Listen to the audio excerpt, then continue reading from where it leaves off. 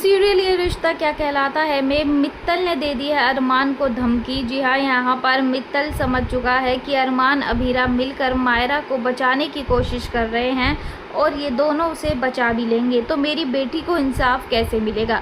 यहाँ पर मित्तल सारे सबूतों को मिटाने में लगा हुआ होता है। रास्ते में उसे अरमान मिल जाता है। अरमान को देखते ही मित्तल अपना गुस्सा अरमान पर निकालने की कोशिश करता है, लेकिन अरमान भी पीछे नहीं रहता है।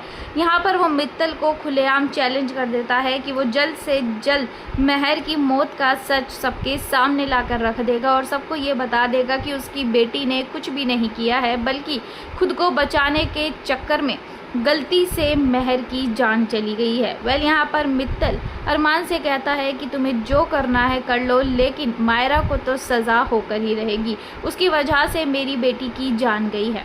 तभी यहाँ पर अरमान कहता है कि उसकी जान का क्या, जिसकी वजह से आज महर आपके साथ नहीं है। यहाँ पर मित्तल कहता है कि कहना क्या चाहते हो। अरमान कहता है कि आपकी बेटी की वजह से वानी के माँ बाप इस दुनिया में नहीं है, उसकी भरपाई कौन करेगा। अगर आपने अपनी बेटी को शुरुआत से ही समझा दिया होता, उसको उसके कर्मों की सज़ा दे दी होती, तो शायद आज ये नौबत बिल्कुल भी नहीं आती।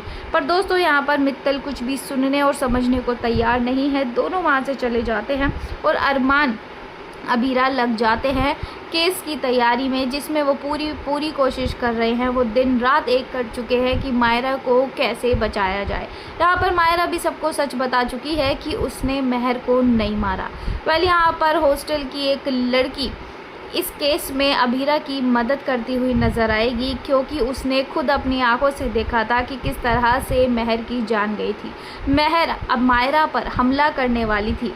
मायरा जैसे ही खुद को बचा रही थी महर से, तो गलती से महर का पैर फिसल जाता है और वो सीढ़ियों से गिर जाती है, जिसके बाद उसकी मौत हो जाती है। मायरा का उसमें ज़रा भी रोल नहीं है। मायरा ने महर को धक्का तक नहीं दिया था। अब यहाँ पर अभीरा उस लड़की से कहती है कि मुझे तुम्हारी ज़रूरत पड़ेगी, तुम गवाह बनकर कोर्ट में आना। सीरियल में आया ये ट्विस्ट आपको कैसा लगा, कमेंट सेक्शन में अपनी राय ज़रूर से ज़रूर दीजिएगा।